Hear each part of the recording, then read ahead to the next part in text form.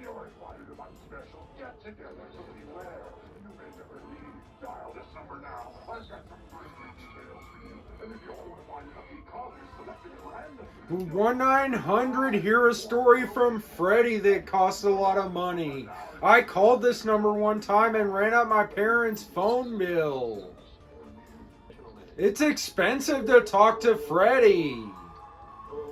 I'm watching commercials before I watch the main feature, but it's an episode of Monsters that I can't remember, but Steve Buscemi's in it. I don't know why I talk the way I talk, and I don't care! That's supposed to be a werewolf? Creepshow!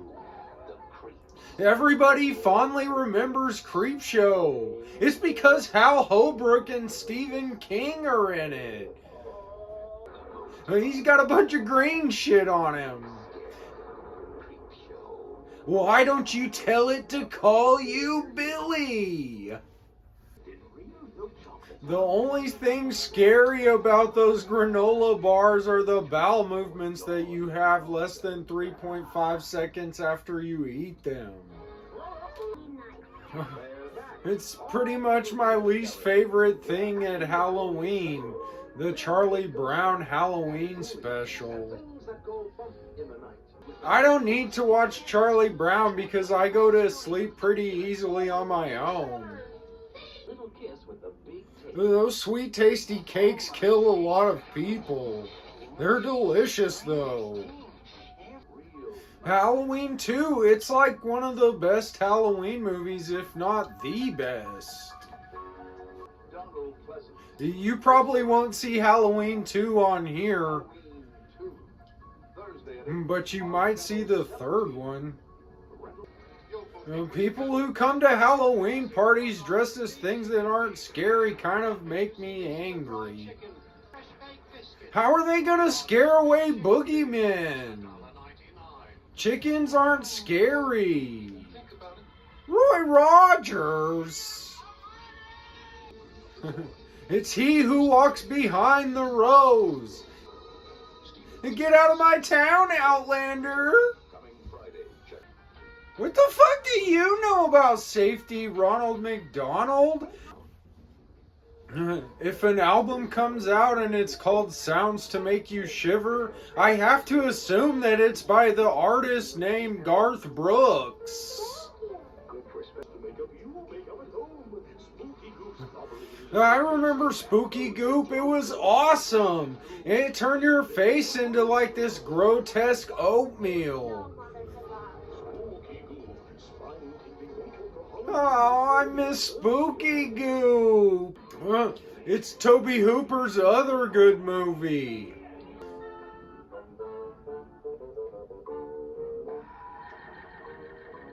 Well, that's all the spooky, scary skeletons that I can take personally. So I guess it's time to start the main feature.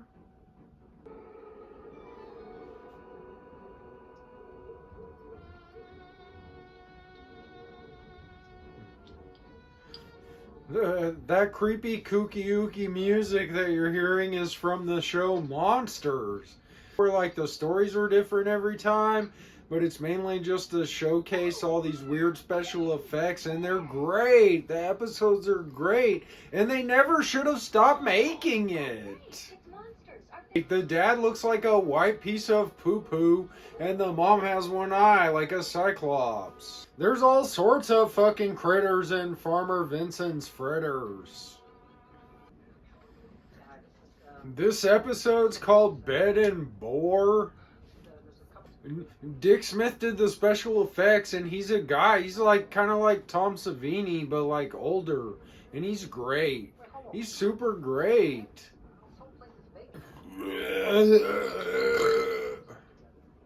And so now he wants a different room, of course. He needs a bigger bed for his funky teeth. He's some kind of a salesman or something. He's got like one of those salesman suitcases, and he's keeping track of all of his money stuff. It's a heavy breather. When a random stranger calls your motel room for absolutely no reason and tells you to take his advice and get the fuck out of there, you get the fuck out of there. Leave, Steve Buscemi. $29 is a fair price for a nice place to lay your head, Steve Buscemi. I knew it, he's a salesman. He probably works for Avon Calling.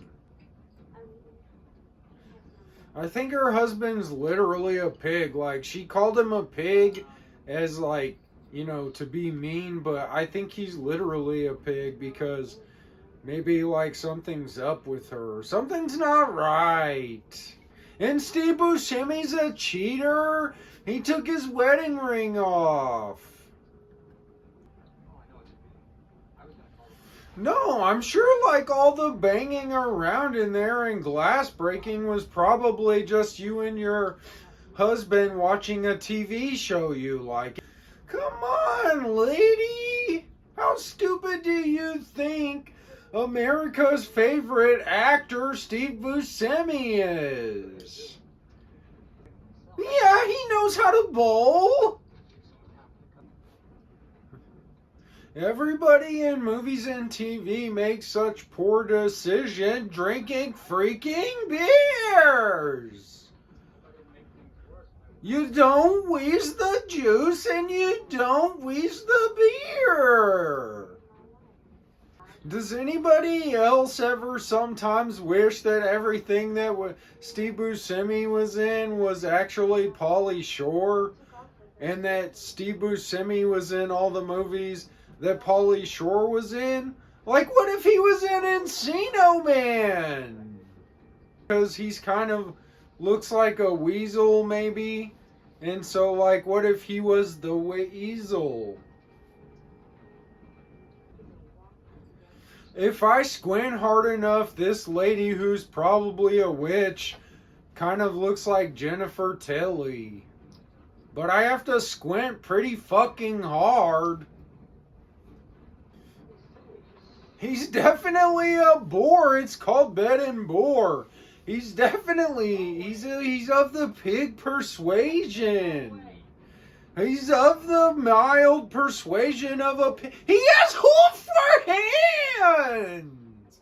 You see his fucking hoof hand shadow.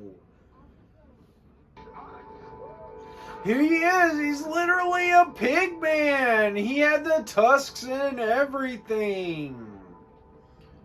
He's the same guy that roots holes in my dad's front yard. Don't you dare fuck this hog guy's wife. You're married. She let a pig inside her. That's illegal most places. You're gonna leave your wife for this pig fucker? You're not exactly a bona fide genius there, Stevie. She's probably the one who made him into a pig man. A snout and all. This is some kind of a witchy situation. Like there's some real hocus pocusery going on here. Abracadabra even. That's what happens, Donnie, when you fuck a pig's wife in the ass. And you stab him in the back, but you fucked his wife. That's the big reveal? He wasn't calling her bitch. He was calling her witch. Maybe he was calling her both a bitch and a witch. It could be. It could be that this man-pig guy thought she was a bitch as well as a witch. I mean, the witch part was confirmed. And he's already kind of turning into a pig. I guess if you put your weenie in this chick's no parts, you start becoming a pig guy? It only took a few hours, and now it's just over? Why was that so short? And now we get a fucking highlight reel of Steve Buscemi fighting this pig man. I'll probably be watching several episodes of Monsters.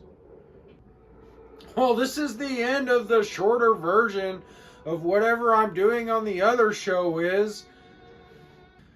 Be sure and tune in this Sunday because I have a big announcement about Halloween. If you miss it, it might be a grave mistake. And as always, don't forget to like and subscribe because that's what the overlords are telling me to say.